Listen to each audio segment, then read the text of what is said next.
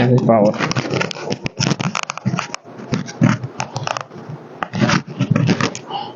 Una cita que dice: no puedo percibir el inconsciente de mi paciente con mi conciencia, sino solo con mi inconsciente. Por ello debo suspender mi conciencia, aunque solo sea por un instante, para dejar actuar mi inconsciente perceptor. Ahorita vamos con el caso del hombre de negro a mirarlo. La identificación del psicoanalista con el niño fantasmático. Él se instala entonces en el corazón de dicha escena y siente la emoción que sentiría el personaje principal en la acción. Se identifica en silencio con el ser imaginario del fantasma percibido. Es decir, aquí solamente se siente, se percibe y ya. Y la quinta etapa tiene que ver con la interpretación, que dice Juan David Ignacio: esto es lo que he encontrado en usted en lo más profundo de mí. Dice: percibo en mí lo que pasa en él, se lo cuento, me convierto así en el intérprete de una partitura que tengo ante mis ojos, esperando que el oyente, abierto a mi música, se diga y me diga: he ahí mi melodía profunda. Entonces, este camino lo vamos a ver en el caso del hombre de negro. Ese caso lo voy a leer. Y bueno, el caso del hombre de negro lo trabaja transversalmente en todo este libro. Yo lo voy a leer y vamos como haciendo la elaboración. El caso del hombre de negro, un ejemplo de escucha, identificación endopsíquicas, así como de interpretación narrativa. Para terminar este capítulo quiero presentarle el caso clínico que ilustra las tres últimas etapas del proceso de la escucha: escucha plena, la identificación y la interpretación. Así, en el ejemplo que sigue, usted verá al psicoanalista en medio de una sesión sumergirse en el interior de sí mismo, captar el fantasma inconsciente de su paciente, identificarse con el personaje principal del fantasma y por fin remontar a la superficie para comunicar a su paciente lo que ha experimentado durante la inmersión endopsíquica. Colega, le pido el favor que me lleve el tiempo. Listo, me dice cuando vaya a acabar. A decir verdad, al distinguir estas tres etapas, estoy descomponiendo teóricamente un acontecimiento fulgurante que vivo como un todo invisible. Vayamos al ejemplo. El analizante, un joven de 26 años, tiene una extraña particularidad de vestirse de negro, todo de negro. Desde el primer día en el que lo recibe en el consultorio, siempre llevaba invariablemente un traje negro, siempre el mismo, con camisa y corbata negras, y se presenta en las sesiones con su inevitable paraguas negro, sus guantes de cuero y sus portafolios también negros. Debo decir que en esta época de que estoy hablando, pues ya no recibo más a este paciente. Su apariencia lúgubre molestaba un poco a todos los pacientes que se cruzaban con él en la sala de espera. Es un hombre implacablemente peinado, de muy buen aspecto, altivo, del que emana cierta dignidad mezclada con un sufrimiento profundo. Me consultaba porque tenía la impresión de que nada se concretizaba en su vida, muy común, que todo se había detenido. Durante la primera entrevista me enteré de que a los 6 años había perdido trágicamente a su madre en un accidente de auto, pero a esa tragedia se agregaría una mentira grave del padre que le hizo creer durante un año que la madre se había ido de viaje. Es decir, que durante un año el niño se preguntaba si su madre lo había dejado o si había olvidado de él. Después de ese abandono, él ya no consiguió establecer vínculos afectivos ni con un padre frío e indiferente, ni con los demás miembros de la familia. Vínculos que quizás le habían permitido hacer un duelo normal. es decir, aceptar poco a poco la ausencia definitiva de una madre. Desde las primeras sesiones tuve la sensación de encontrarme ante un ser enfermo, de un duelo no resuelto, de un duelo enclavado en él como un oscuro núcleo de lava petrificada. 2 años más tarde, en el transcurso de una sesión y como por azar, le escucho decir las siguientes palabras, abro comillas: desde que mi madre se fue, cierro comillas, sin comprender muy bien por qué me siento llamado por esas palabras a concentrarme y a dejarme llevar por lo que viene a mí.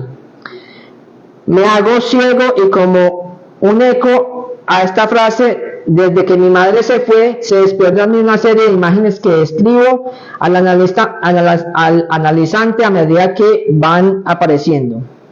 Intervengo entonces y mi palabra toma la forma de un relato que tiene valor de interpretación. Le aclaro de inmediato que las palabras que usted va a leer son las mismas que le comuniqué al paciente. Conseguí transcribirlas rápidamente después de terminar la sesión. Yo estaba tan impresionado por lo que acababa de vivir.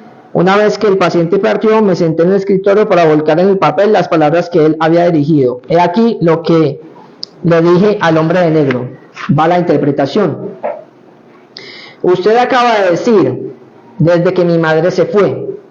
Y al escucharlo, se me aparece la imagen de una madre que huye de su casa abriendo precipitadamente la verja. Un niño de 6 años que quiere ir con ella, como si supiera que su mamá se va para siempre. El niño le grita: espérame, mamá, espérame, voy contigo. La madre, sin darse vuelta, le responde: no, tú te quedas. Tú no puedes venir conmigo. A pesar de las súplicas del niño, la madre se va inexorablemente y el niño corre tras ella. La madre corre y él corre detrás. Ella corre y él la sigue, infatigable, siempre corriendo, siguiéndole los pasos. Así van la madre y el hijo uno detrás de la otra, sin juntarse jamás. Y así desde hace años y años, en una persecución sin descanso, hasta el día en que el niño ve alejarse la silueta de su madre y esfumarse en el horizonte. Agotado, el niño para de correr y renuncia finalmente a alcanzar a su madre. Ya sin fuerzas, se sienta al borde del camino, recobra el aliento y de pronto se mira las manos, las piernas y descubre, asombrado, que ya no es más un niño, que ha crecido, que se ha convertido en un hombre, que interiormente también ha madurado porque ya no vibra ni sueña como un niño pequeño. Después de decir estas palabras, hago una pausa en mi intervención y dirigiéndome de la manera más directa al paciente agrego: ¿lo ve?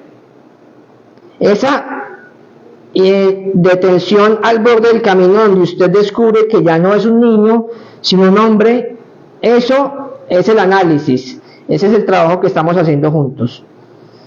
Todas esas palabras y todas esas imágenes que acabo de encontrar a usted son las que comunica el analizante y a medida que percibía interiormente lo que pasaba en él. Bueno, mientras yo hablaba, el joven escuchaba en silencio, compacto, por entero suspendido en las palabras que yo le decía, y cuando terminó mi intervención, pude oír su emoción sofocada por sollozos retenidos.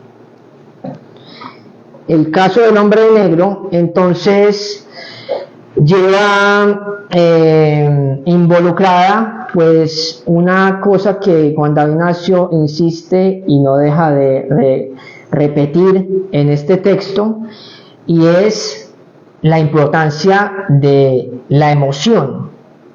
Cuando nace una emoción desde el inconsciente, es una emoción verdadera. Él no estaba pensando, Juan David Ignacio no estaba pensando qué le digo, qué no le digo, sino que fue algo que irrumpió. Voy a contar algo que pasó con un paciente esta mañana, justamente. Me dice, bueno, tiene un problema con el padre y el padre no vivió nunca con él. Entonces dice, es que mi padre no ha crecido conmigo. Ese mi padre no ha crecido conmigo me hace eco y yo le pregunto, ¿es que su padre tiene que crecer? Porque mi padre no creció conmigo si es yo no he crecido con mi padre. Entonces él me dice, sí, efectivamente es que él es muy maduro y bueno, toma otro rumbo la sesión. Entonces es importante como lo fundamental del lenguaje. Consecuentemente, en este espacio de 2 horas, un poco menos ya, no alcanzaremos sino a nombrar cosas, a crear preguntas y a generar reflexiones o elaboraciones. También habrá un espacio para que los asistentes pregunten o aporten con su voz este conversatorio. Todo lo anterior exponiendo el caso del hombre de negro, un ejemplo de escucha, identificación endopsíquicas, así como de interpretación narrativa, explicativa y creadora.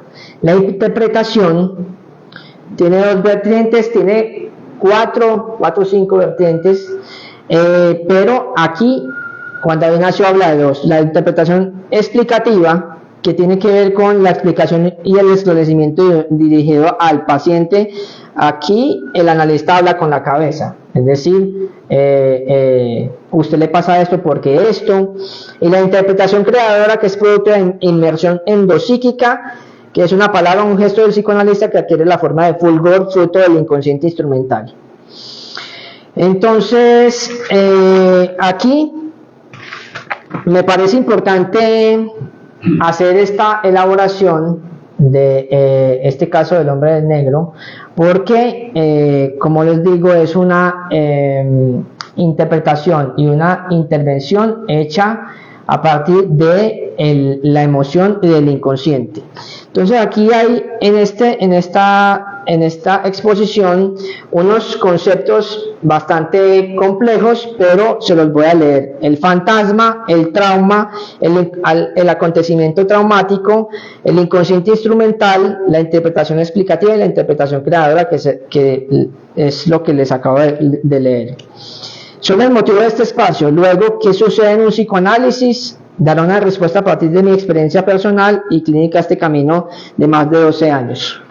Más de 12 años de mi profesión y de alguna forma también el estudio psicoanalítico nace hace 6 años. ¿Listo? Por último, para darle paso a mi colega ahorita, expondré fragmentos de la solidarización de este libro que hizo en Argentina Juan David Ignacio con Gabriel Rolón, con acá está, con Isidoro Beck y Luis Novaricio, en una exposición que está en internet. Bueno, yo la publiqué en mi Facebook. Entonces voy a leer y a partir de leer unas cosas iré como elaborando, leer unos enunciados acá. Entonces, la especificidad del analista consiste en escuchar la vieja emoción, acaso del hombre de negro, una emoción de un niño de 6 años en un hombre ya adulto. Es lo desconocido lo que cura. Gabriel Rolón dice, se ha querido hacer creer que nuestra técnica es vieja y cara. Entonces, voy a comenzar con esta reflexión. El psicoanálisis no es viejo y sí es caro, porque hay una cosa que se dice, y es que lo más barato con lo que se puede pagar una cosa en la vida es con plata, con dinero. No se puede pagar con salud, no se puede pagar con enfermedad, no se puede pagar con la muerte de otra persona, eso es impagable, y no se puede pagar con la muerte propia. Es decir, el dinero es lo más barato con lo que se puede canjear un fenómeno de una curación psíquica. Entonces sí, yo no voy a decir que no, porque el psicoanálisis necesita un sacrificio, o para cambiar esa palabra tan fuerte, como un compromiso. Dice, no se puede ser buen analista si no se es buena persona, dice Juan David Ignacio. Los maestros aquí que les mostré, los que preceden el estudio psicoanalítico Armenia Quindío, es muy emocionante recibir el agradecimiento de los pacientes, es muy emocionante, eso es una cosa que Juan David Ignacio dice, no se la crean, ahorita lo vamos a ver, no se la crean, pero es importante cuando un paciente dice, muchas gracias, usted me ha ayudado, muchas gracias doctor, listo. Lo que hacemos es porque a nosotros nos hace bien. Eso es un enunciado de Gabriel Rolón también, y es que nosotros no estamos separados de nuestros pacientes. Nosotros, cada paciente nos toca, cada paciente llega al núcleo de nuestro inconsciente. Hay un concepto muy importante también de Juan David Ignacio, que es el inconsciente instrumental. El inconsciente instrumental, él lo plantea como el inconsciente que se elabora al final de un análisis. Él dice que uno no puede responder al paciente con un lapsus que tenga que ver con un análisis que no se ha terminado. Es decir, es importante conocerse para no ir a hacer unas intervenciones que dañen al paciente, ¿sí? Entonces, el acto analítico se hace porque a uno le sirve. ¿Y a uno le sirve para qué? Por el inconsciente instrumental, que es lo que uno usa, pues al final también uno se está curando de alguna forma. La cura nunca termina, ¿sí? Entonces, Juan David Ignacio dice, bueno, Gabriel Rolón dice, los analistas no podemos manejar el destino, la vida sigue. Al final de un análisis, no es que salga un superhombre, en el término de Nietzsche, no, el superhombre, y entonces ya somos unos ascendidos a los reinos de, no sé, no, sino que la vida sigue teniendo lapsus, sigue teniendo problemas cotidianos. Lo importante es saber cómo responder a esos problemas cotidianos. También saber que, por ejemplo, a mí me ha pasado algo, y voy a hablar de mi persona como un psicoanalista, porque lo soy desde hace unos años. Cambian los sueños, la manera de soñar se vuelve, lo voy a decir así, se vuelve más tranquila. El sueño no es el síntoma que se repite y se repite y se repite y se repite, sino que ya hay otras cosas. Y bueno, Freud habla en la interpretación de los sueños de unas clases de sueños, que son los sueños que tienen que ver con la deformación de los mismos, y otros sueños que tienen que ver con lo que pasa en el día, con las preocupaciones y las angustias de la vida. Lo que más me gustó, dice Juan David Ignacio, es el último capítulo que el colega ya ahorita lo va a exponer. Un analista es hijo de su análisis. Lo único que te convierte en analista es el análisis personal. Por eso el logo de Estudios Psicoanalíticos Almena Quindío, porque eso es lo que me precede a mí y a varios acá, bueno, a Beto y todo esto. Gabriel Rolón, un analista, es hijo de su análisis. Y bueno, voy a terminar acá. ¿Cuánto tiempo queda, colega? Creo que 15. Voy a poner un video y al final voy a poner otro video para finalizar. Dice Juan David Ignacio, y eso es importante, las condiciones para un psicoanalista. Primero, tener el cuerpo sano, no enfermo. Segundo, que el inconsciente no lo traicione. Es decir, cometer un lapsus, ahí es complicado. Y tercero, hace falta sentirse llamado, hace falta sentir que alguien lo espera, deseado. Este es el estado de amor. No solamente uno en análisis pone la transferencia, sino en la vida misma. A todos ustedes los está esperando alguien en la casa, es decir, que los desea. Eso es lo que dice Juan David Ignacio, y a nosotros los psicoanalistas, pues nos espera otro paciente, por eso es que tenemos pacientes, porque hay algo del deseo, el amor que se está moviendo. Entonces, bueno, voy a poner este video, para darle paso al colega.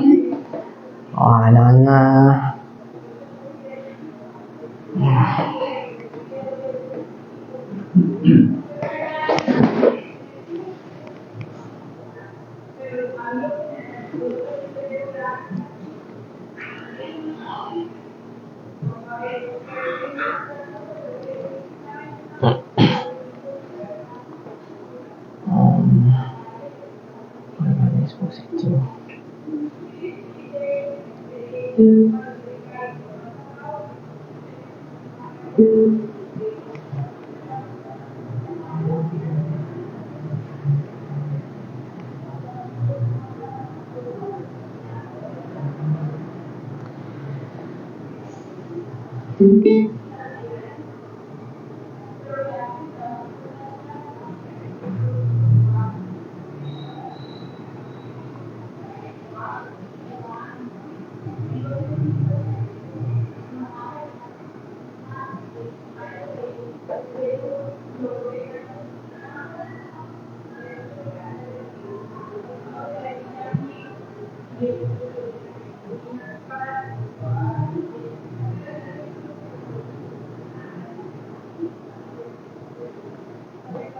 Una terapéutica no es una aventura intelectual, es una aventura intelectual, pero ahí no se queda la aventura intelectual.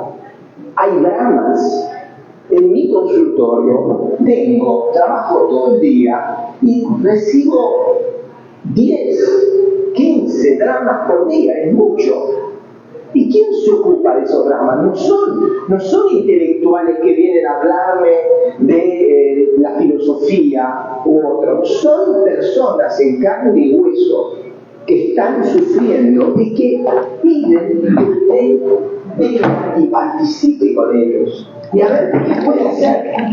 Y mi intención cada vez es que yo me quiero sentir útil, como le decía a Luis Lovarecio ayer en Infobae, me quiero sentir útil, no es una cosa magnánima, entonces cuando yo digo útil pienso en Lacan, en la definición que da de objeto pequeño a, que el analista está en posición de objeto pequeño a, él lo dice de esa manera, un poco formal, pero en realidad estar en posición de objeto pequeño a es estar para que ser que el otro se sirva de uno.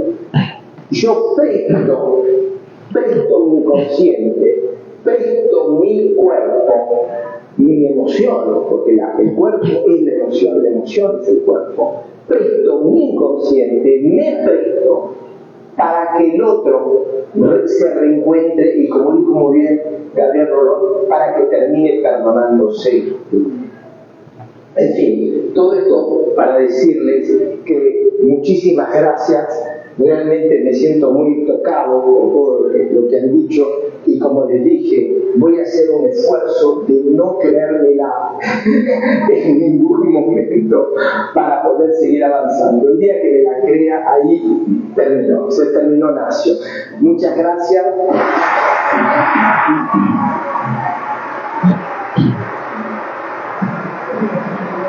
Usando mi oficio de preguntador, digamos, el planteo inicial de la tesis del libro del doctor Nacio es que sí cura el psicoanálisis.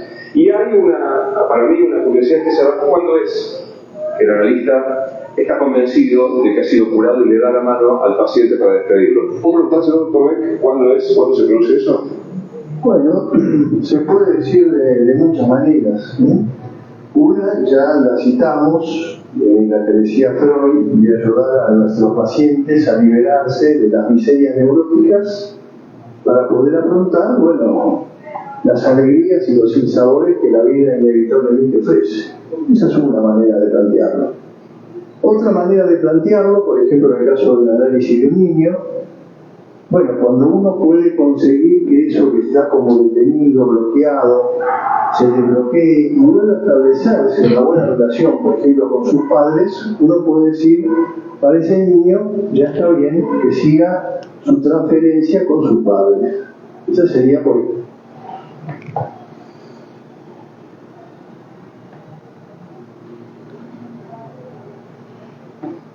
Se me olvidaba otra diapositiva que tengo acá, y es algo que escribí. Lo que sucede en un psicoanálisis es indescriptible: llegar desbordado de angustia por lo que uno cree que está sucediendo, hacer preguntas y escuchar como respuestas las metáforas y los juegos del lenguaje. Uno en ese camino de insistencia y personalmente de tenacidad se ve en otro lado, atrás el amor enredado, el odio, en la guerra con uno mismo. Después de unos años me encuentro un sujeto nuevo que descendió al Hades de su inconsciente y surgió algo diferente. En mi caso, un analista del diván al sillón por medio de 2 sueños. Sí, el psicoanálisis cura. Me permitió seguir siendo humano, más libre, más consciente de mi ser y atravesado por esa fuerza extraña de otro mundo, el amor a mí, al otro y a la vida. Esa es la cita que escribí anoche. Le doy paso al colega. Muchas gracias. Bueno, buenas tardes. Para efectos entonces del día de hoy, yo quiero compartirles no solo lo que menciona acá el doctor Nacio,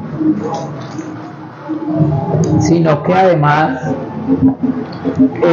quiero, digamos, ampliar un poco más la concepción desde, digamos, por decirlo de alguna manera, los 2 representantes más importantes del psicoanálisis. Entonces, para este efecto también quiero mencionar que ningún psicoanalista, digamos, que tiene la última palabra en cuanto a la teoría, ¿sí? El desarrollo del psicoanálisis en cuanto tal es de una interpretación, y la interpretación viene del lenguaje, y el lenguaje también, ¿sí? Tiene equívocos, y precisamente eso es lo que se hace en un análisis, mirar esos equívocos, o lo que llamamos lapsus del lenguaje y actos fallidos, ¿sí? ¿Eso qué quiere decir? Que seguramente también, como lo decía Lacan en una de sus frases célebres, si usted comprendió, seguramente está equivocado. ¿Qué quiere decir? Que la comprensión tiene errores. Entonces, para efectos claros de este conversatorio, también hay que tener en cuenta entonces que ninguno de nosotros aspira o espera tener la razón en tanto tal la teoría que se presenta en el psicoanálisis. Entonces vale la pena tenerlo en cuenta. Entonces, dentro de nuestras experiencias y de lo que uno puede, decirlo de alguna manera, comprender, está esta cita bastante interesante de Lacan, que nos menciona: el inconsciente está estructurado como un lenguaje. Como les decía ahorita, hay psicoanálisis porque hay lenguaje. Eso es lo primero que hay que tener en cuenta. Hay psicoanálisis porque hay lenguaje. ¿Por qué? Porque es el sujeto, precisamente, cualquier persona, por decirlo de alguna manera, para efectos del conversatorio más sencilla, el sujeto está traspasado por ese lenguaje, está dividido por ese lenguaje, está barrado por el lenguaje. Eso significa, en tanto tal, que el sujeto, cada uno de nosotros, es hablado por un otro. ¿Qué es el otro? En términos generales y fáciles, para efectos de nosotros, sería un lugar donde la palabra se encuentra, donde se constituye la palabra, ¿sí? Y ese lugar es lo que nosotros hablamos. Desde ese lugar es donde hablamos. Las palabras que indicamos, lo que decimos. Por eso decimos que somos hablados por un otro. No porque el otro sea un semejante, que hay que hacer la división. Una cosa es el otro con minúscula, que es el semejante, el colega, todos ustedes aquí presentes, son un otro. Pero el otro con mayúscula, del que habla acá Lacan, es precisamente un otro con mayúscula porque es la otredad. Es un lugar, no es una persona. Es un lugar donde la palabra se constituye. lo que también diría el tesoro de significantes, es decir, donde se encuentran todas las palabras. ¿Sí? Entonces hay que tener en cuenta esto como primera función. Acá Lacan nos menciona en otra cita, la palabra se revela gracias a la asociación libre. Esta revelación de la palabra es la realización del ser. ¿Sí? Volvemos a lo mismo, hay psicoanálisis porque lo que nos permite la palabra es que el sujeto, por medio de lo básico que nos dio Freud, que es la asociación libre, ¿sí?, permite que el sujeto hable de lo que sea, de cualquier cosa. Porque también Lacan nos menciona que el inconsciente está estructurado como un lenguaje, ¿sí? Y también a eso va a que nosotros también estamos inmersos en una cadena de palabras, ¿sí? Entonces, precisamente de palabra en palabra vamos construyendo lo que vivimos en la realidad, ¿sí? Y precisamente por eso se apunta que es gracias a la asociación libre que damos cuenta de eso, que vivimos, que experimentamos, que tenemos, que aparece como síntoma, por medio de ese lenguaje y por medio de las palabras. Ahora ustedes dirán, bueno, ¿y entonces qué es un significante? Un significante es lo que en teoría se dice que es lo que representa otro para otro significante, ¿sí? ¿Eso qué quiere decir? Que vamos de palabra en palabra. No significa en tanto tal que la palabra tenga un significado tácito. Una palabra, por ejemplo, un árbol, es un significante. ¿Por qué? Porque nosotros el significado que tenemos en el diccionario de la palabra árbol está ligado a las características de ese objeto. Es decir, usamos otras palabras para definir efectivamente qué es un árbol. Entonces, por eso es un significante, ¿sí? Porque la significación está dada por esa conjunción de varias palabras. Para Freud, en esta cita, dice, es indiscutible que la resistencia de estos defectos no vencidos por un análisis previo descalifican para ejercer el psicoanálisis, pues, según la acertada expresión de Steckel, a cada una de las represiones no vencidas en el médico corresponde un punto ciego en su percepción analítica.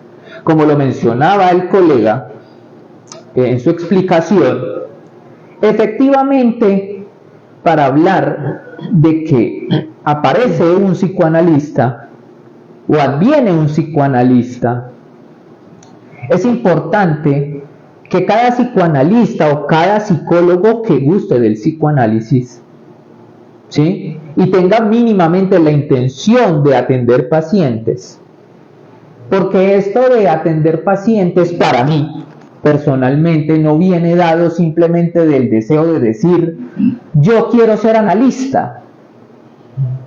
Yo no tomo la decisión consciente de ser analista. Para mí, el volverse analista o el tomar el lugar del analista, porque también es un lugar, el ser analista no es que yo señalo con el dedo, usted es analista, usted es analista, usted es analista. ¿Por qué? Porque sí, porque yo quiero. El ser analista implica no solo ir a un análisis personal, que es lo que Freud nos menciona acá. ¿Por qué? Porque el análisis lo que le permite es vencer, como lo dice ahí, todas sus resistencias. Permite que advenga una nueva persona, podríamos llamarlo así responsablemente. ¿Por qué una nueva persona? Porque cuando uno va a un análisis, podríamos decirlo vagamente, tumba todo el edificio.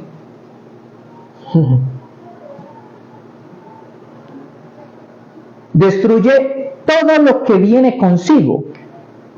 Y con lo que viene consigo también, como decía el colega que lo mencionaba, está el fantasma, está el otro, y está el síntoma. Entonces todo eso hay que tumbarlo.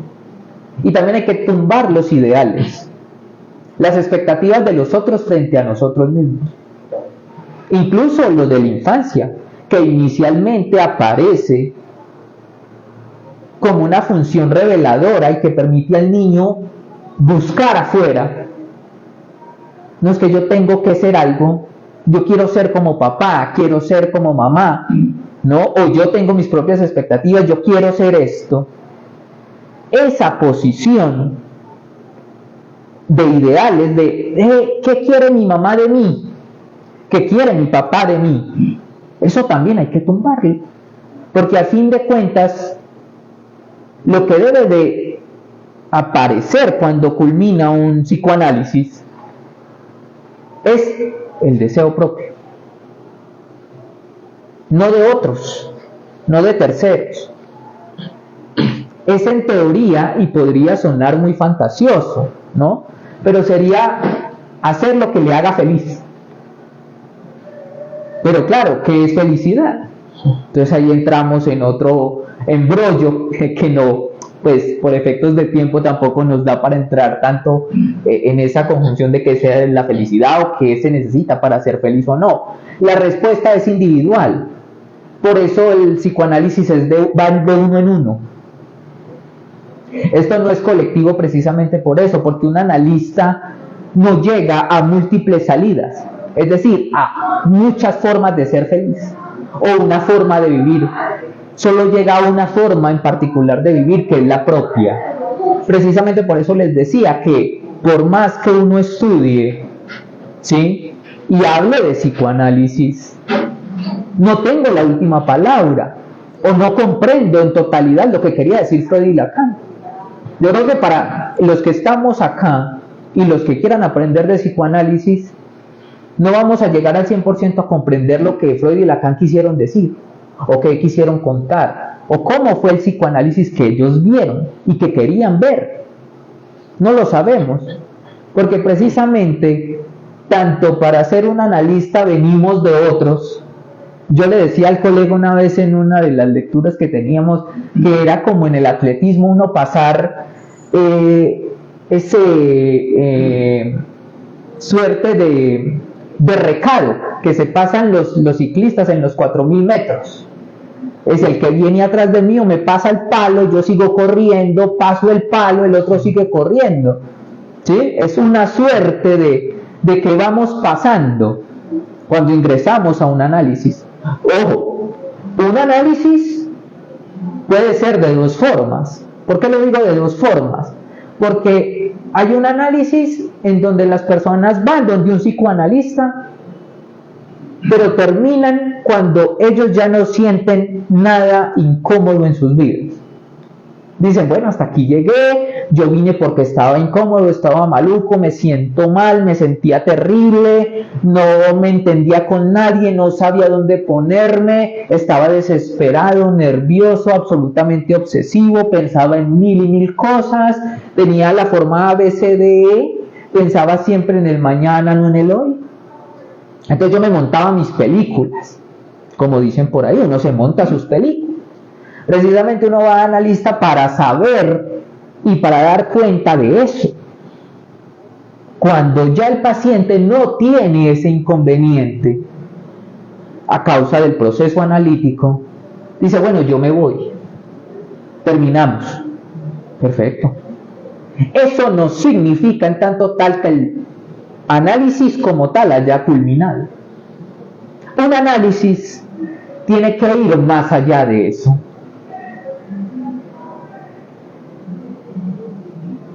Un psicoanálisis, por eso, y además de eso hay que aclarar que el psicoanálisis demora tanto tiempo porque trabaja con algo que es atemporal y es con el inconsciente. Entonces uno no puede venir a decir, no, es que en 9 sesiones te saco, en 10 sesiones te saco, porque es que precisamente el inconsciente, para también entenderlo un poquito más sencillo, es un saber no sabido. Es algo que tenemos por dentro, que aparece a cuentagotas, pero no sabemos dónde está y no lo manejamos. no se maneja. No es porque yo diga, uy, bueno, entonces voy donde el analista, entonces inconsciente, póngase las pilas a decir lo que tiene que decir. No funciona de esa manera. Por eso funciona a través de los sueños, los actos fallidos y demás elementos. Porque no es una cosa sencilla. No es una cosa de que uno va y el analista sabe lo que tiene que decir. El analista no se prepara para saber lo que tiene que decir. Precisamente cuando el analista hace su psicoanálisis completo y roza lo real, ¿sí? Que lo real hace parte también a modo de verlo, a mi interpretación, y que nadie se enoje si de pronto hay una persona que estudia mucho psicoanálisis porque el síntoma roza lo real, golpea lo real y lo devuelve. Entonces hay algo de real en el síntoma. Uno tiene que llegar al hueso para terminar un psicoanálisis. Y por eso es tan demorado este proceso. ¿Sí? Y por eso aquí lo dice, hay que llegar a las últimas consecuencias, hay que acabar en tanto tal con todas las resistencias en efectos de Freud, claro está. Entonces, eso hay que tenerlo muy en cuenta.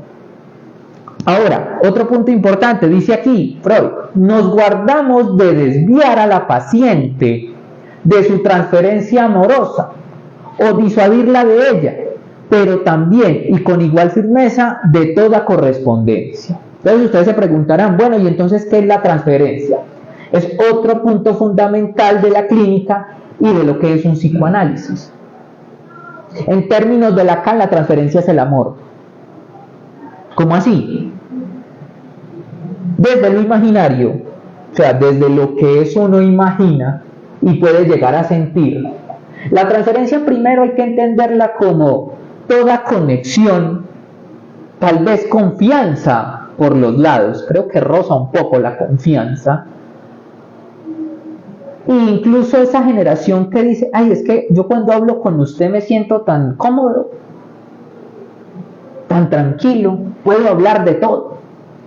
Eso es transferencia, en términos aquí coloquiales, ¿no? Sin un orden absolutamente tan concreto a lo que nos menciona Freud y Lacan. Entonces, cuando hablamos de esa transferencia hace en muchas ocasiones que coloquialmente decimos es que la paciente le gustó su analista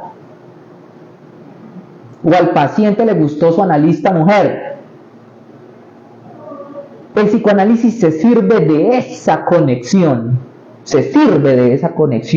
para empujar al paciente al final de su análisis. ¿Esto qué quiere decir?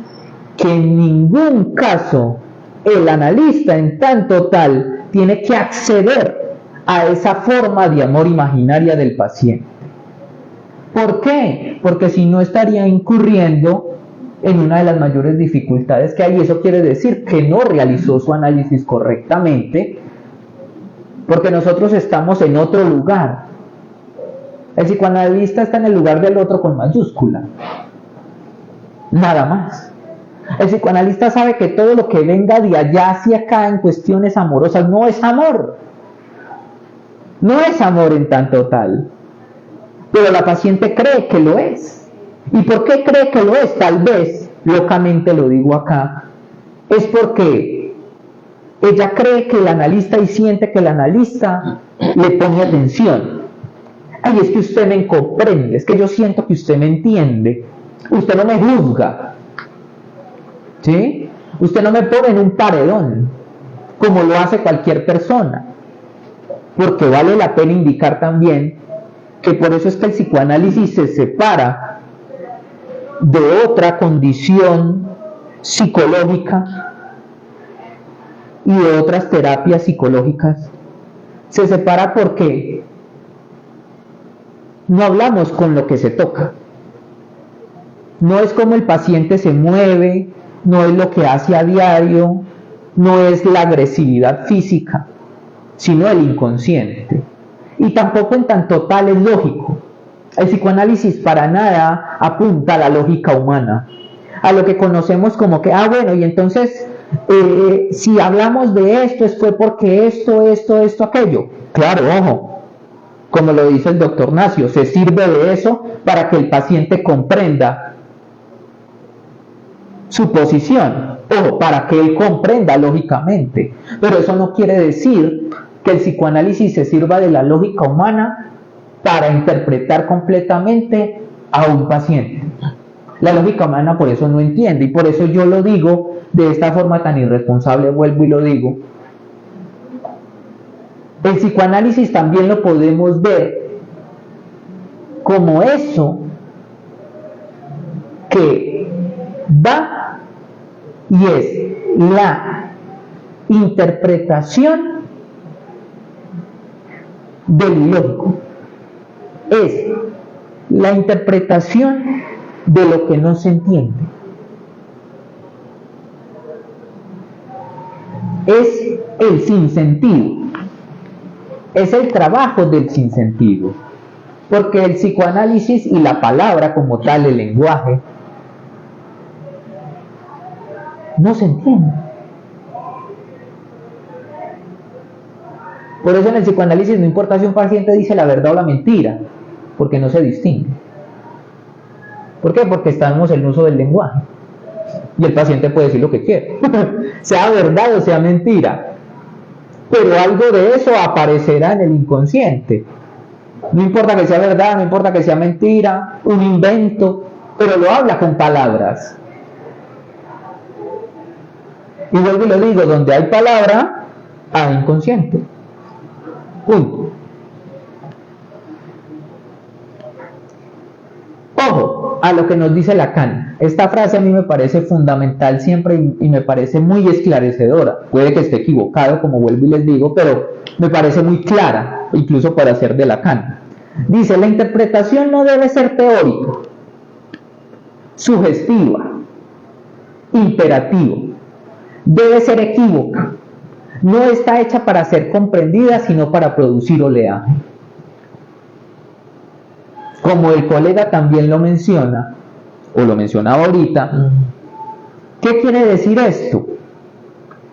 Que no, y lo que les decía yo anteriormente, no vamos y no apuntamos a la lógica. No es que si usted hace esto y cambia esto y dice que es esto, o va y cambia de lugar, o no, o hay de pronto profesionales que dicen, no, es que usted tiene que hacer esto, aquello, tiene que irse de ahí, tiene que cambiar de yo no sé qué.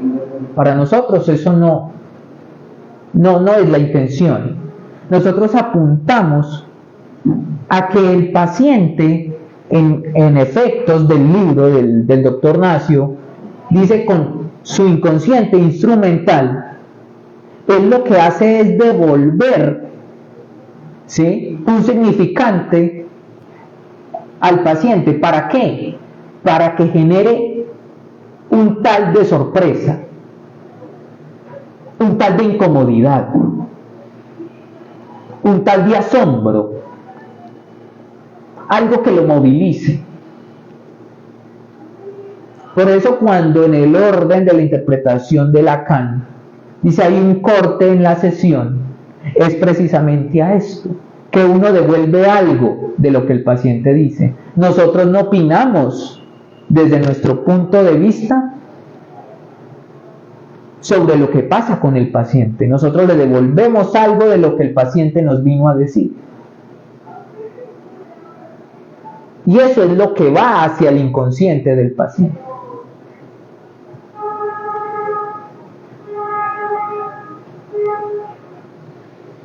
Ojo, esto sí lo pasamos rápido porque esto ya lo hablé. El hecho de que la paciente viera correspondidas sus pretensiones amorosas constituiría una victoria para ella y una total derrota para la cura. Volvemos a lo mismo entonces que les mencionaba yo hace poco, y es que no vale en ningún sentido aceptar o corresponder por parte del analista o del profesional ninguna condición amorosa dentro del proceso analítico. ¿Por qué? Porque no tiene ningún sentido, no apunta a nada. Y hay una serie muy interesante que el colega me mencionó, era una serie argentina, si mal no recuerdo, está en YouTube, si mal no estoy. Colega, ¿usted recuerda cómo se llama? Sí, espere, estoy recordando el nombre. Esta serie era muy interesante porque era precisamente de un psicoanalista y él tenía problemas de pareja. Algo así. Es la película, pero hay una serie argentina. Y esa serie es muy interesante porque él recibía a sus pacientes en su casa. Pero él, a pesar de ser analista y de haber pasado por el proceso analítico, tenía ciertos inconvenientes porque su paciente tiraba hacia ese punto. Ay, no, es que yo te lo quiero mucho.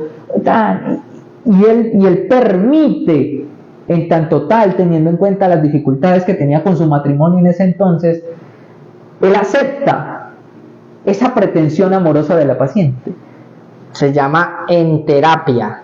Se llama En Terapia la serie. Una serie argentina que muestra todos los aciertos y los errores de un psicoanalista. Exactamente, y ahí hay como 3 temporadas. Es muy interesante precisamente por eso. Acepta, corresponde esa función amorosa de la paciente y dice, bueno, hágale. Entonces como que se le acerca, se le sienta en el asiento y le dice como, bueno, hagámosle pues. Sí. Y cuando no es sino que el psicoanalista diga, hágale pues, vamos a mirar cómo nos va, que la paciente cambia totalmente, echa para atrás. Dice, no, ¿cómo así? O sea, ¿cómo así que usted me está diciendo que yo, ¿cómo así que hagámosle? Un complemento a eso, colega. Bien, pues, colega. Se llama histeria. Se llama histeria el demandar o el mostrar de alguna forma pretensiones en terapia, en análisis, y ser correspondida o no, porque además aquí, para dejarlo seguir, colega, tranquilo. En el recorrido de estudios psicoanalíticos hemos hecho la lectura de textos que nos mandó el seminario 1 de Lacan, de textos básicos de Freud, y habla de la transferencia. Entonces, lo que significa es que uno como analista no es ese que está creyendo ver el paciente o la paciente en la figura de uno, porque uno es una representación de algo transferencial que son de viejas figuras de amor, es decir, no se ve en los ojos del analista el analista mismo de carne y hueso, sino algo, algún rastro o algún significante del padre o de la madre o de la hermana. Entonces hay algo ahí que se mezcla. A eso se refiere la transferencia, que es revivir un poco de cosas, un caos, pero que solamente es puesto en el análisis para trabajar. Siga. Gracias, colega. Ahora sí, vamos con lo que nos concierne de Juan David Nacio en el libro.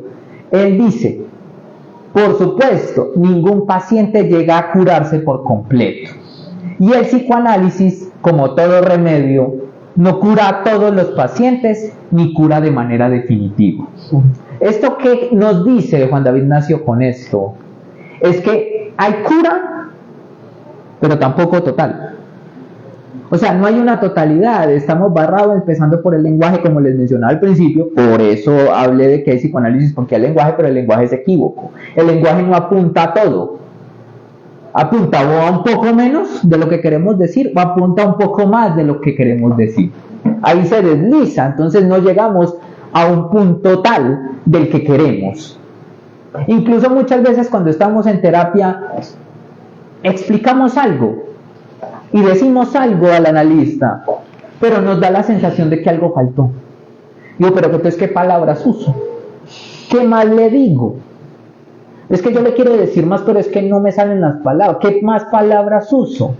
Yo quiero darle otro punto, o por ahí no era, pero ¿qué otras palabras? Y si no las veo, ¿dónde están las palabras? ¿Sí? Entonces, a eso vamos, que estamos en falta y siempre vamos a estar en falta. ¿Cuál es la gran diferencia? Que cuando uno va al análisis y termina su análisis, su posición frente a todos los problemas de la vida, es decir, a la vida cotidiana, cambian. Nos angustiamos, pero menos. Nos preocupamos, pero menos. Ya no es incómodo, ya no es obsesión, ya no es angustia, ya no es un hueco en el estómago, ya no es sudoración, ya no son manos frías, ya no son pensamientos continuos que atacan la cabeza y que no los deja dormir. Esas preocupaciones se disminuyen a lo máximo posible, pero claro, eso no quiere decir que no me voy a poder angustiar, que no me pueda dar pánico a alguna situación que yo no espero. Precisamente por eso, porque es que la vida misma trae su andar. Y frente a eso no hay nada que hacer. Hay cosas que no dependen de nosotros. ¿Las vivimos? Sí. ¿Son complejas? Seguramente sí. Pero ya no nos expresan esa dificultad y ese no saber qué hacer de antes. Por eso es lo que el psicoanálisis cura. El psicoanálisis cura esa complejidad.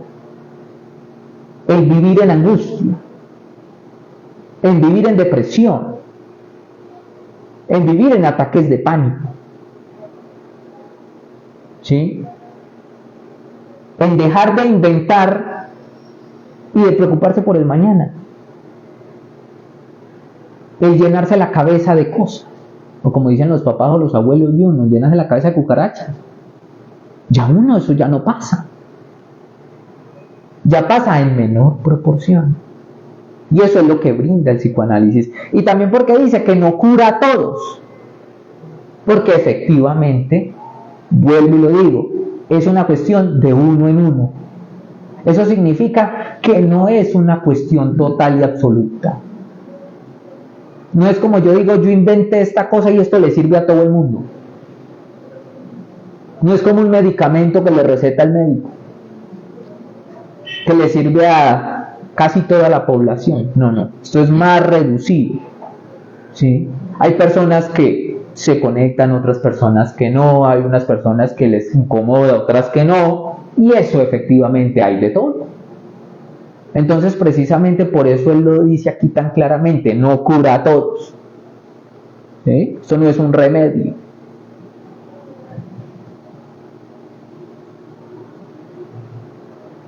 Otro importante de Juan David Nacio: siempre quedará una parte del sufrimiento, un sufrimiento irreductible, inherente a la vida, necesario a la vida.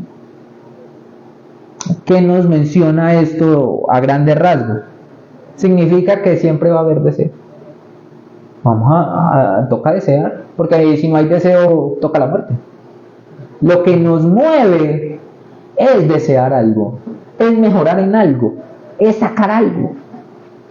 Nos tenemos que mover. Si no nos movemos frente a algo y a un deseo de alcanzar algo, pues toca morir, porque no hay otra forma. Eso es lo que nos empuja a vivir y a sostener la vida que llevamos.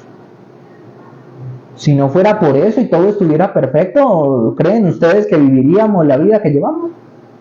Eso también lo dice la... No podríamos llevar la vida que llevamos si todo fuera perfecto, porque qué pereza todo, y bueno, y entonces todo está bonito y no nos va nada, y parte sin novedad. No, esta vida no se lleva de esa manera. Ojo, aquí hay unas cosas importantes que él lo menciona de manera general, pero vuelvo e indico, esto es individual. Eso no quiere decir que a todos los pacientes les sucede esto que aparece acá, ¿sí? Entonces es necesario que lo tengamos en cuenta. Mire, dice, el paciente curado reconoce sus defectos y valora sus cualidades, sin exagerar. Ya no se siente ni el más insignificante de los hombres, ni el más inteligente. Otra, se quiere tal y como es y por consiguiente se vuelve más tolerante consigo mismo, con las personas que lo rodean y en sus relaciones sociales. La tarea del análisis no es hacer una persona normal,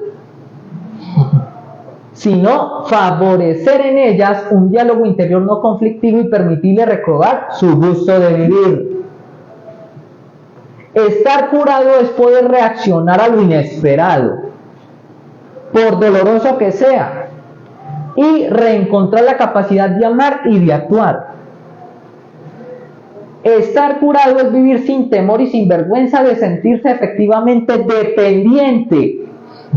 Esto es importante, porque ahora con todo lo que hay en la sociedad, dicen, no, es que es malo tener celos y es malo ser dependiente. Él nos dice que no, que no hay problema con ser dependiente. Ojo, porque ser dependiente y ser celoso en cierta medida. Una cosa es ser celoso obsesivamente y otra cosa es ser dependiente de manera obsesiva. Ahí está el problema. Pero claro, cuando sus parejas les dicen o les han dicho, ay, mira, yo voy con unos amigos que tal cosa, una cosa es uno y tener la idea, bueno, cuídese, ya sabe cómo es la vuelta, no hay problema. Pero cuando ya usted se va en el sentido que la va a perseguir sin que ella se dé cuenta, o le quiere coger el celular o le interviene el celular para saber dónde está, con quién habla, con quién no habla, ahí tenemos el problema. ¿Listo? Seguimos. Estar curado es amar al niño que hemos sido. Ojo, que vive en nosotros y que está siempre listo a reaparecer. Este es otro tipo de mito curioso que uno aprende a medida que pasan los años. Y es que uno tiene que madurar. Y madurar va en contra de disfrutar de la niñez. Va en contra de hacer cosas como cuando éramos niños. Va en contra de los gustos de cuando éramos niños. Es decir, entonces porque ya tenemos cierta edad, entonces ya no nos pueden gustar las mismas series de muñequitos que veíamos cuando éramos chicos. Por ejemplo, o que usted vaya en la calle y se encuentre con un muñeco, qué sé yo, objeto que le recuerda a su infancia. Ve, este es de una serie y a usted se lo puede comprar. Eso no significa que usted sea inmaduro. Usted puede disfrutar todavía de esa ternura, de esa validez del juego de ser niño. Usted puede jugar, no importa la edad que tenga.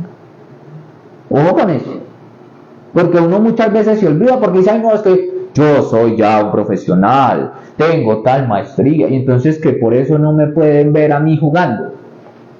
Por eso no me pueden haber una expresión de amor o de cariño como si uno fuera un niño. Ojo con eso. Se siente interiormente unificado, aun cuando a veces tiene crisis de angustia. Ojo, arrebatos de cólera, accesos de celos y hasta llamaradas de deseo perverso. Que lo superan y hace coexistir en él diferentes impulsos, contradicciones tales como el amor, el odio, el valor, la cobardía, el deseo, la culpabilidad y hasta la humildad y la omnipotencia. Precisamente, él no lo cura, pero se puede vivir con ello, para nada. Ha comprendido que lo que nos hace sufrir no es el acontecimiento trágico que debemos afrontar, sino la manera neurótica de interpretar y vivir el acontecimiento. Ahí está el problema, de vivirlo con neurosis. No es de vivirlo, es de vivirlo con el problema de la neurosis. Ahí es donde aparece el problema. Y para finalizar, esta última cita que él lo menciona ya al final del libro, pues que es muy propio de él, es personal. Él nos dice, yo escucho a mi paciente con toda la fuerza de mi inconsciente de psicoanalista, pero es lo desconocido lo que lo cura. ¿Por qué decimos que el psicoanálisis es un enigma? Porque uno en su análisis personal, uno no sabe cuándo empieza la cosa a cambiar. Usted puede llevar años en su análisis, pero usted empieza a hacer cosas que usted antes no haría, sí, no, ni por el berraco.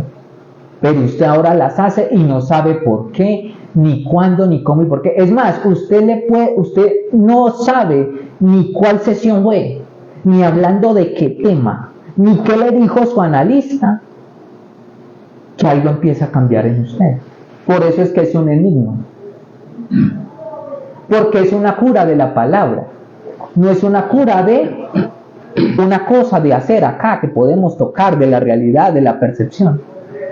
Es una cosa que va por dentro. Pero no sabemos en qué parte eso cambia o cuándo empieza a cambiar. Lógicamente, si tenemos una lógica de la teoría, técnicamente sería porque pues vamos organizando la cadena de significantes, ¿no?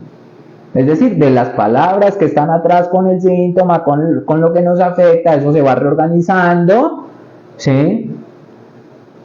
Eso aparece también en un texto muy interesante de Freud, que es recordar, repetir y reelaborar. Se va reelaborando la cadena. Y podemos decir, bueno, ahí está, sí, pero ¿y entonces dónde? Volvemos a lo mismo, ¿dónde está la cadena? ¿Acaso es una cadena que ponemos de aquí a acá y le vamos poniendo palabras? ¿No? Eso va por dentro. Entonces, precisamente es en ese sentido que podemos decir, hay cura, efectivamente, pero uno no da cuenta de eso, por eso es inconsciente.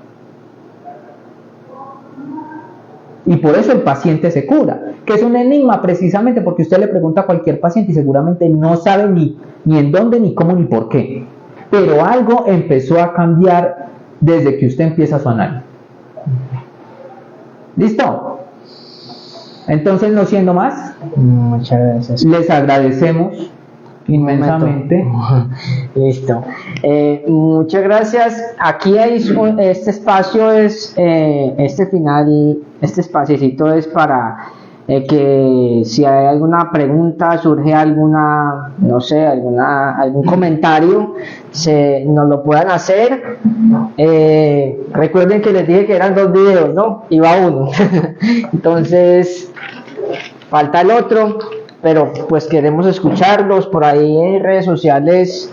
Si hay alguna pregunta, colega, mire ahí en Instagram.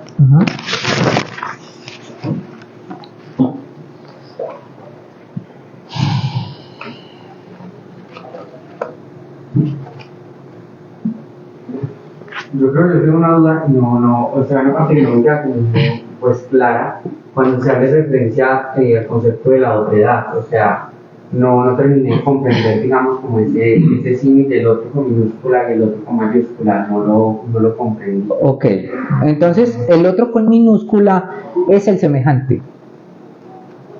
Es decir, yo, el colega, el otro que está allá, que técnicamente es una imagen especular. Porque hay un yo me veo y soy yo, pero ahí al frente hay un otra persona. El otro con mayúscula es donde está la palabra, pero es un lugar, pero no sabemos dónde está. ¿Sí? Es un lugar, pero no sabemos dónde está ni dónde se encuentra. Y ahí es donde están las palabras. ¿O cómo implementar, colega? Bien puede. Pensemos de alguna forma en que el otro es el semejante, otro con minúscula, y el otro con una mayúscula es donde están todas las significaciones, es decir, es un mundo simbólico. Podemos ver que es la sociedad, por ejemplo, que tiene un sistema jurídico plagado de significado, de símbolos, de significantes, palabras. Entonces, Lacan habla de como una carretera significante, y es donde está todo. Es decir, nosotros en el mundo humano no podemos estar afuera de eso, a no ser que estemos hablando de alguien que tenga, no sé, un autismo profundo, que alguien que no se relacione con el lenguaje.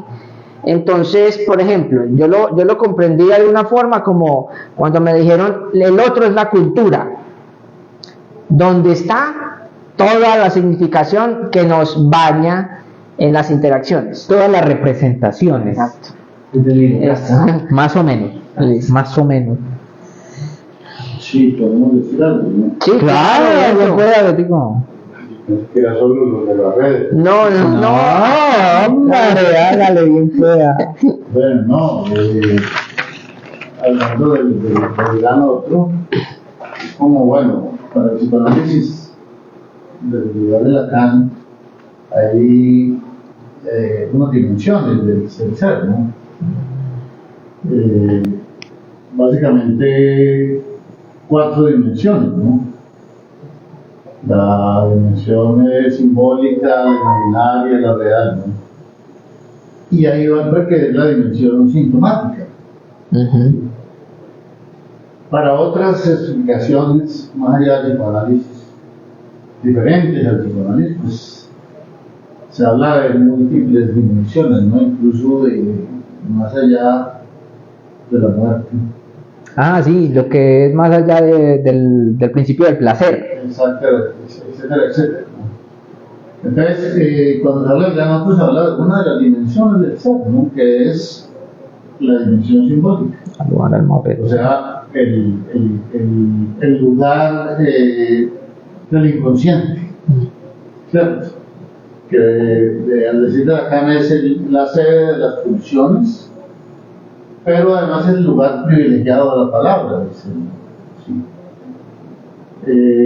Eso tiene que ver con algo que han planteado ustedes aquí en relación con el principio. Uno de los principios que, de acuerdo a Nacio interpretando Lacan, rige la vida, digamos, del ser, ¿no? Que es el lenguaje está estructurado como... El inconsciente está estructurado como un lenguaje, ¿no? ¿Cierto?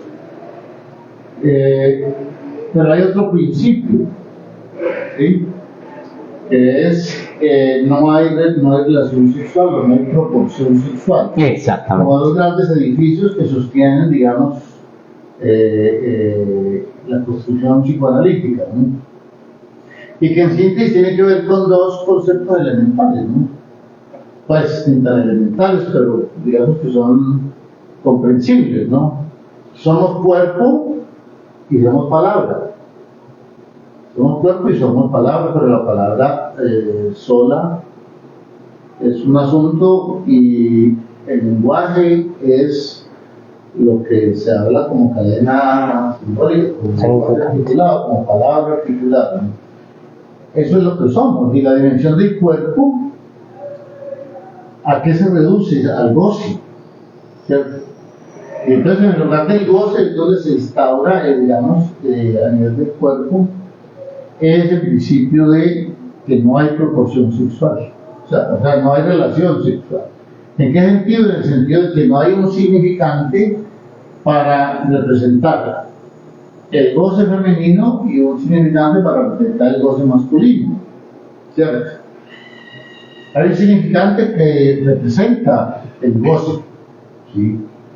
Y ese representante alude a un concepto que es también bien fuerte. complejo, pero que es bien interesante y que está asociado a uno de los complejos de los que se habla, que es la castración, y el fallo, que es un concepto un poco difícil de aprender, pero muy importante, y que lamentablemente desde teorías sociológicas, antropológicas, incluso algunas corrientes psicoanalíticas confunden el falo con el órgano biológico de masculino, ¿no?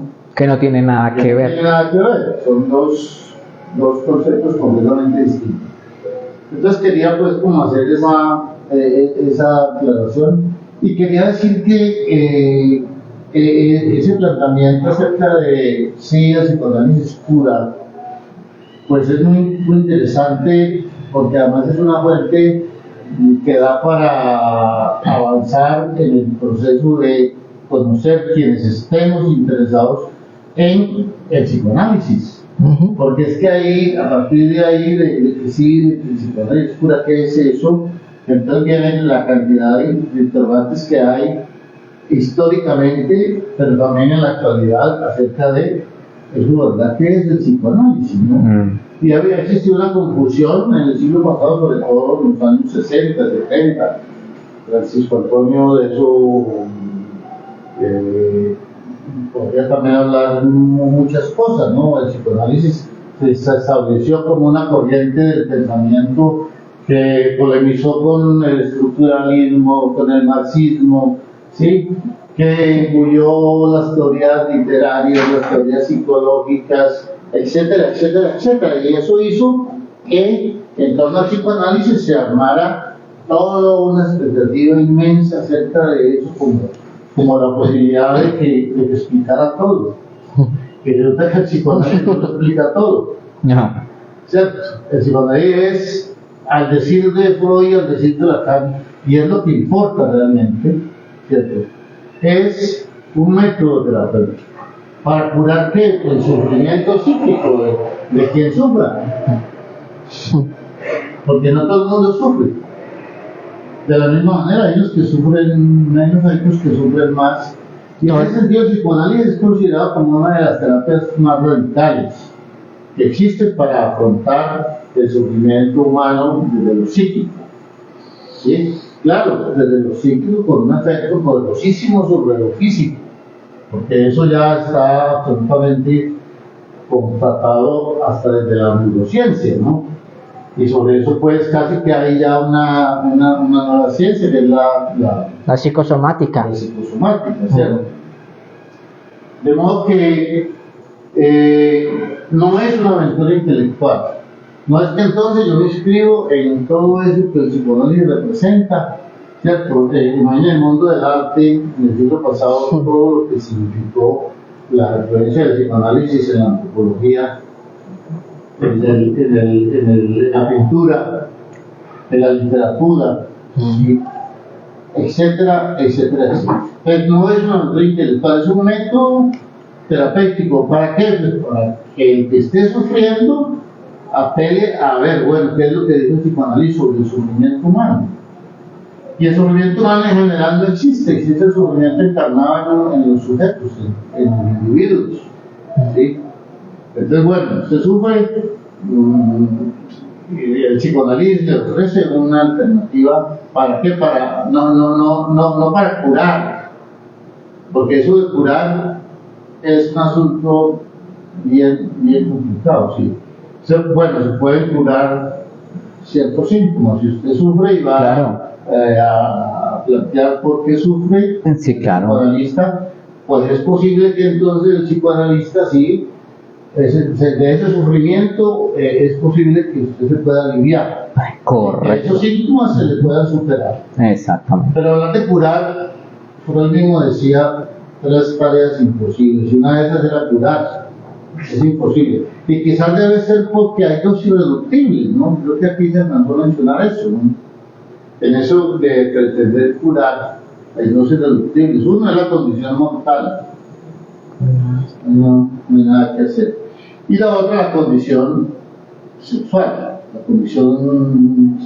¿sí? Tampoco hay cómo curar eso, ¿sí? Y es bien interesante ese segundo irreductible, puesto que sobre eso en la actualidad hay muchas preguntas, ¿no? Incluso hay una cosa terrible acerca de las terapias de conversión, porque es imposible entonces que podamos coger a un homosexual y a punta de fuerte y otras cosas, entonces lo podamos volver heterosexual, ¿no? En fin, pero bueno, es como esa condición de que somos seres sintomáticos y que no podemos dejar de serlo, ¿cierto? ¿Por qué somos seres sintomáticos? Pues porque somos seres faltantes, ¿sí? Y no hemos podido dejar de serlo y no vamos a dejar de serlo. ¿Qué podrá pasar en el futuro con ese asunto de que somos seres faltantes? ¿Será que alguna vez podemos llegar a ser seres completos? Que no nos afecte nada y donde no haya un lugar para el síntoma. Y en ese sentido, pues es sobre el síntoma que actúa el psicoanálisis para poder aliviar los síntomas hasta donde sea posible aliviarlos, ¿no? Porque es posible aliviar los síntomas, ¿sí? Pero el psicoanálisis va más allá, ya no como aventura intelectual, va más allá. El psicoanálisis apunta a explicar y a desentrañar la verdad del ser, la verdad del sujeto.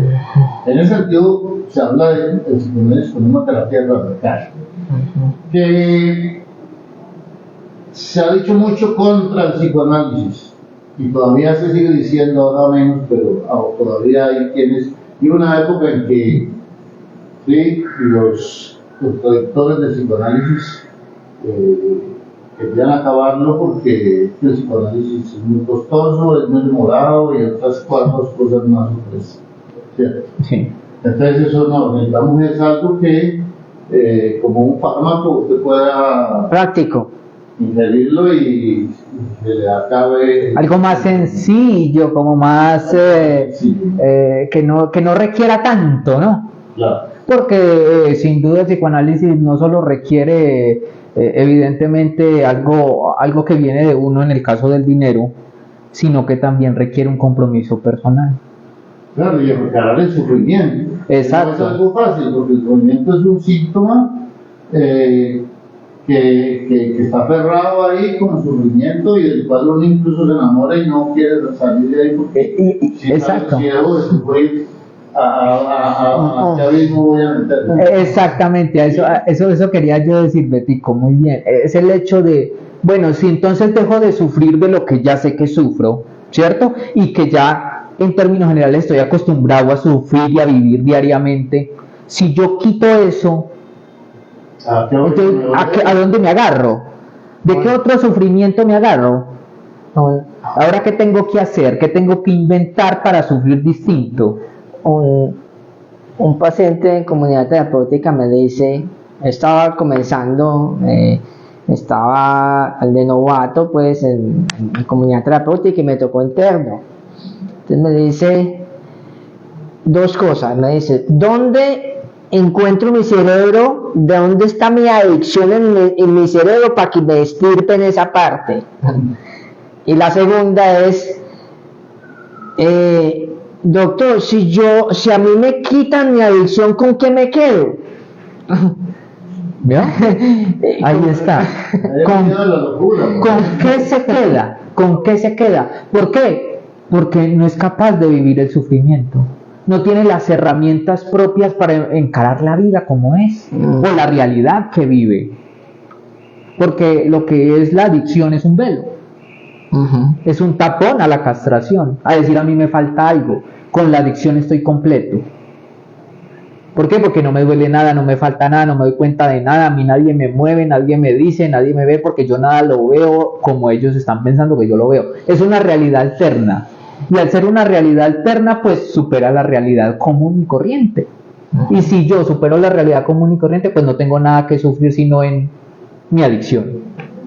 Claro. Pero quería decir ya para finalizar que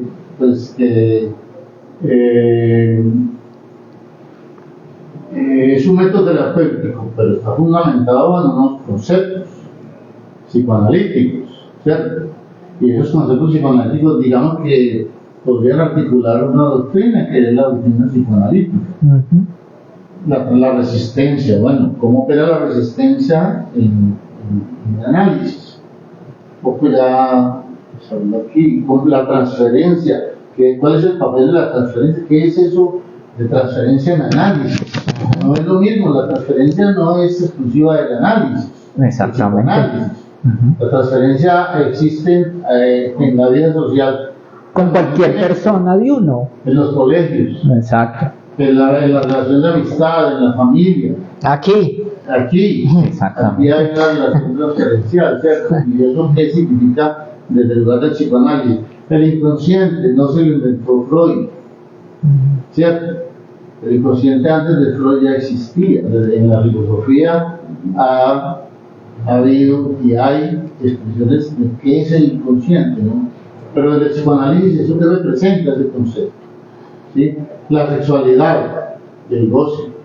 Mencionamos ahora el palo, la pulsión, como concepto básico del psicoanálisis. Todo esto, por ejemplo, pues claro, a partir de la pregunta de si uno sí que el psicoanálisis cura, sí, es que eso no es ni es una moda ni es una aventura intelectual, aunque uno podría hacer del psicoanálisis una aventura intelectual, ¿cierto?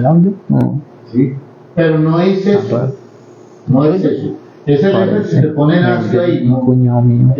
A partir de la experiencia de él de 50 y pico de años de como terapeuta, se puede demostrar que sí cura el psicoanálisis, lo que es curable, por supuesto, ¿no? Porque hay cosas que no son curables. Entonces, quería como agradecerles y decir eso ahí para animar un poquito la... Bueno, muchas gracias. Antes de eso, quiero apuntar una cosa con lo que decía Betico de la moda y de tal. Es importante decir que, a ver, hay un problema con el psicoanálisis, con las ciencias, ¿no? Entonces dicen, bueno, ¿y por qué el psicoanálisis no es ciencia? Y alegan mucho de por qué no puede ser comprobable. Como yo les decía, el psicoanálisis es del 1 por 1, es de cada paciente con cada analista y es de cada persona. ¿Qué pasa? Que nosotros no podemos llevar eso a un laboratorio. O sea, no podemos hacer que la interpretación analítica sea igual para todas las personas. Por lo tanto, decir es un método, es como, no se puede decir que es como dar una pastilla, porque no a todos les sirve. Y no es la misma interpretación y la vivencia individual de cada persona lo que hace al psicoanálisis el 1 por 1. Ahora, otra de las cosas fundamentales es que pues el psicoanálisis en su haber, yo creo que a la final Lacan sí quería intentar con la cuestión de sus matemas y fórmulas, porque él empezó a idealizar un psicoanálisis más con fórmula, con la intención de llevarlo como a la lógica matemática y con la intención de darle como ese empujón para que fuera ciencia. Pero el problema sin duda es eso, que el psicoanálisis se trabaja con significantes y con el dolor individual. Es decir, usted puede tener ansiedad, yo puedo tener ansiedad, pero cuando voy donde el colega, el camino que usted recorrió y la vivencia que usted recorrió para que le diera ansiedad es completamente diferente a mí. Aún así compartamos los mismos síntomas físicos. Entonces eso hace imposible que el colega pueda decir lo mismo que le acabo de decir a usted, se lo voy a decir a mi otro paciente que viene y tiene los mismos síntomas de angustia.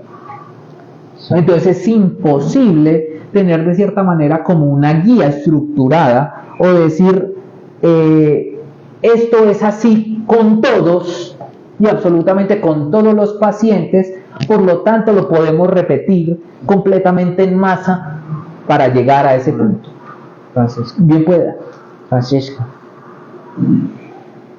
Bueno, yo me quedo callado. No, ¿cómo se le ocurre? A ver, yo estoy aquí, se me ocurre como en 4P. Puedo estar como Pato, porque pues yo no soy ni psicólogo, ni médico, ni psicoanalista, ni nada de eso. Puedo estar como paciente, y un paciente muy especial. Ya parto de una autocalificación. Puedo estar como principiante, porque de alguna manera pues conozco algunas cosas, o simplemente como macho. Se me ocurrió decir esas 4P, como mato, como paciente, como principiante, o como macho. Yo me llamo Francisco. Bueno, esa es una. La otra, muy chévere, para no ponerme a trabajar con categorías, muy chévere. Y entonces, aquí me ha pasado lo siguiente. Una, estoy en varios planos y luego, yo no sé si es el uno, el otro gran otro, o diversas otredades. Pero miren, yo aquí primero, como una persona totalmente abierta a escuchar, muy pendiente, rigurosamente escuchando. Segundo, bueno, estoy en esa dimensión. Segundo, paralelamente, en todo lo que los estoy escuchando, estoy revolviendo mi vida personal. Y de esto que dicen, y de esto que aquello dicen, cómo lo he sentido yo, cómo lo he vivido, y cómo lo he sentido, y cómo lo he sufrido, y cómo lo logro. Estoy gozando mucho. Claro, sí, claro. Estoy gozando mucho. Bueno. Otra tercera dimensión en la que yo estoy acá, pues está, úsenme los términos, es como el pacho libresco, el pacho intelectual, que pues también ha pasado por muchas de estas lecturas y otras tantas. Y entonces estoy aquí dialogando a la vez con todos esos autores, todos los últimos que he leído sobre estos asuntos, y hay veces están conversando y yo salgo por un lado y me surge aquel autor y me surge aquel título y me surge aquel debate. Pues terminado mi título, mamotreto, es todo contra el psicoanálisis.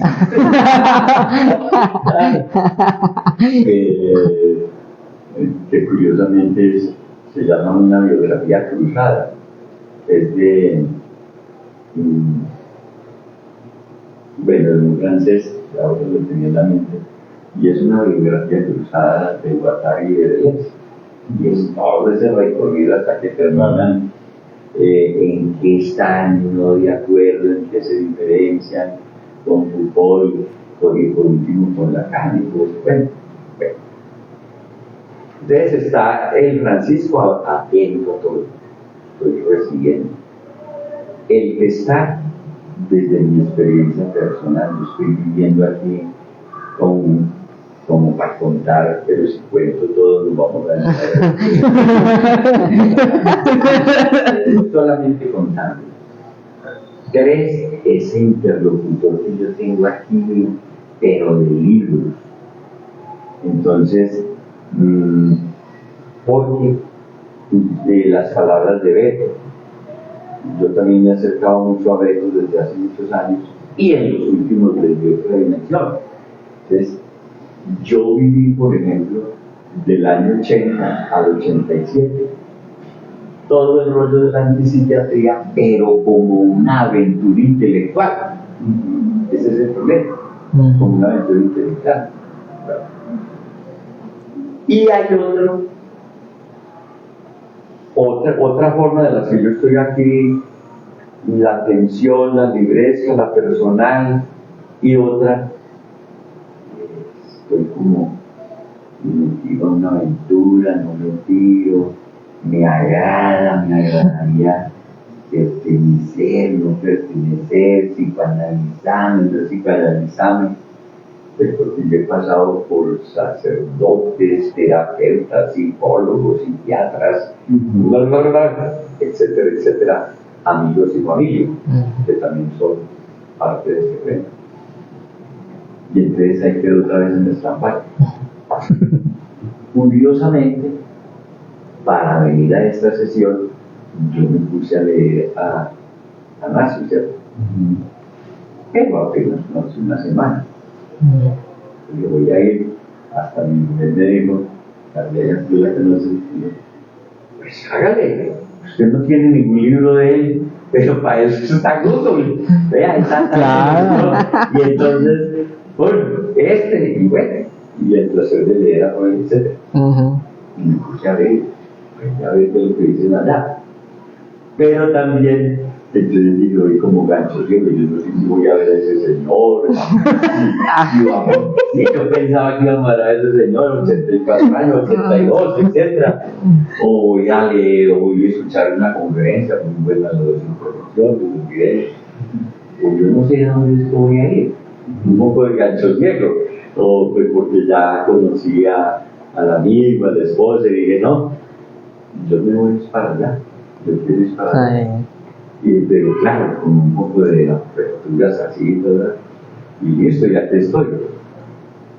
Y curiosamente, anoche me acuesto después de estar leyendo a Nazi y ¿qué problema?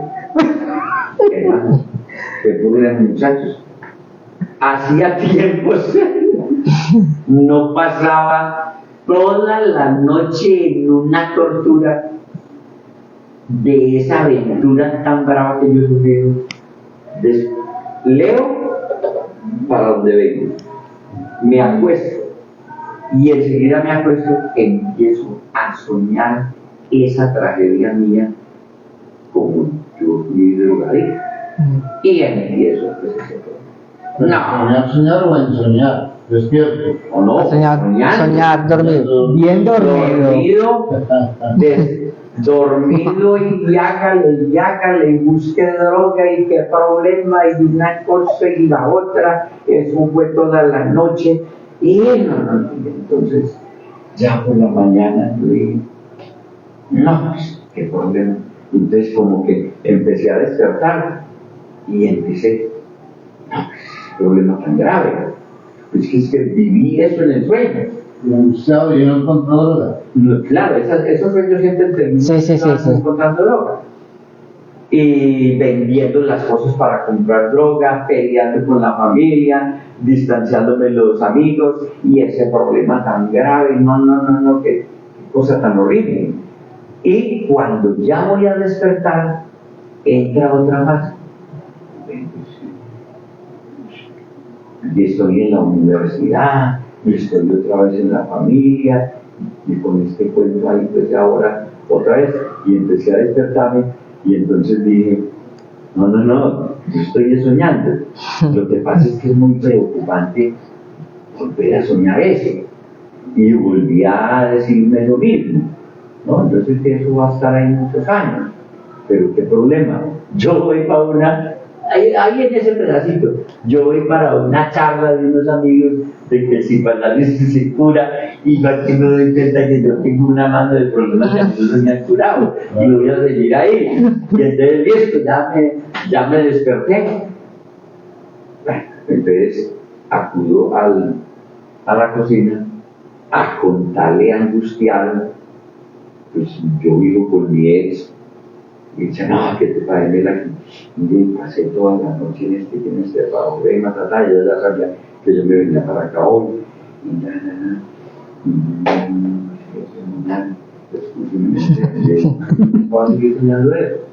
y entonces volví otra vez a lo que me mantenga en estos días, tú me has visto, Ya, claro. Sí. charlando, gozándomela, y yo dije, no, ya me soñé, pero esos síntomas, como lo quieran decir ustedes, ya en las categorías lacanianas, y me iba a quedar triste durmiendo, y dije, no, bien. Y me fui nada menos y nada más que a estar presente en el 2420 donde está fumando marihuana la lata. Entonces, ¿qué hice? Me fui todo bañado a hablar con todos los muchachos, le dije a su esposa, bueno, compañerita libertaria, ahí le dejo porque yo me voy, y llegué aquí con el título en la cabeza, a ejercer el placer de leer. Eso les queda. Listo. Yo le agrego otra P, Pacho. Presencia. Y lo importante es que está acá. Listo, entonces, muy amable por esa presencia. Les quiero proponer entonces que veamos el segundo video.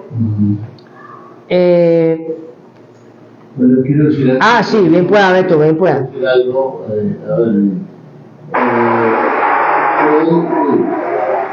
los sueños son muy importantes en el psicoanálisis, ¿no?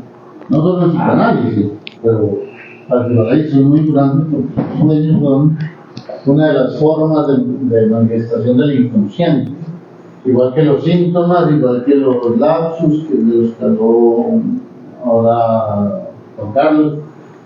Y los síntomas, los lapsos, los sueños, el acto fallido del chiste. Los actos fallidos, etc. Y dice dentro de todas esas expresiones del inconsciente, síntomas del inconsciente, Dice Freud, los sueños son la vía regia para llegar al inconsciente. O sea, el camino más expedito para llegar Sí, correcto. al inconsciente. Pero además dice que los sueños son cartas que uno mismo se envía y que si no las lee o no, o sea, no las interpreta en el sentido de leer es interpretar, pues son sueños que se repiten y se repiten y se repiten, ¿no? De todas maneras, interpretar ese sueño ya puede incluso ser una forma suya de interpretarlo, ¿no? A partir de venir aquí a encontrar un poco las formas del psicoanálisis. Listo. Ya no es más Platón, menos Pitágoras, más Freud y menos... Exacto. Bien, vamos a ver el video. Y para despedirlos, y sé que después el doctor Nacio va a estar abajo saludándonos, y etcétera, etcétera, iba a hacer la última pregunta que un gran periodista francés, que Bernard Pivot siempre hace, que es, hay algo que no le pregunté, que le gustaría preguntar, pero voy a caer en los lugares comunes del periodismo. Usted sabe, doctor, que los que trabajamos en los canales de noticias tenemos que llenar horas y horas hablando, entonces hacemos preguntas más idiotas de lo de costumbre, ¿no? O sea, le gustan las preguntas idiotas. Soy especialista, soy especialista en las preguntas. Pero viste que si te pasa esto, piensan, si fueras tal cosa, si fueras arrandazo, si fueras una flor, no digan pavada, o sea, no, pero digo, la imagen es un juego que me gusta mucho a mí hacer, y en este caso es una pregunta idiota, admítame el sentido del juego. Usted por decir reivindica mucho el sentido del juego de los niños, así que si Lacan viera este libro, ¿qué diría?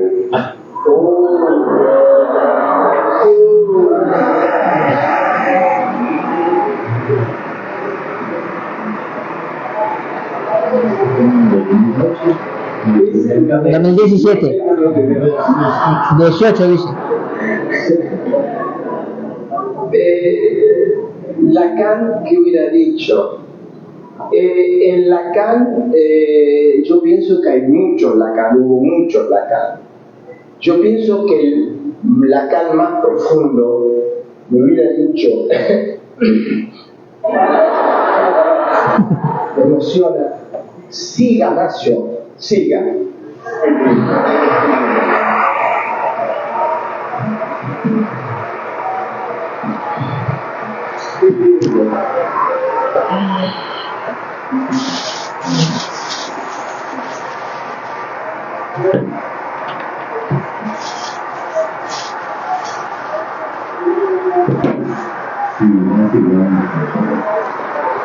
Bueno, entonces, siga Nacio, siga. Es una invitación a que de alguna forma integren o se unan a este grupo que se llama Estudios Psicoanalíticos, no para un grupo de estudios, sino para un grupo de análisis. Es decir, cada sesión de nosotros es un encuentro analítico. Inclusive Beto y yo hemos salido y hemos dicho muchas gracias, muchachos, porque esto fue aclarador. Entonces quiero aprovechar la oportunidad también para hablar de La depresión es la pérdida de una ilusión, que es el próximo libro que vamos a leer y a estudiar en Estudios Psicoanalíticos. Beto me acaba de decir que lo sacó porque bueno, entonces aquí va la aclaración. Lo sacó y yo lo estaba sacando, y este libro es para el colega.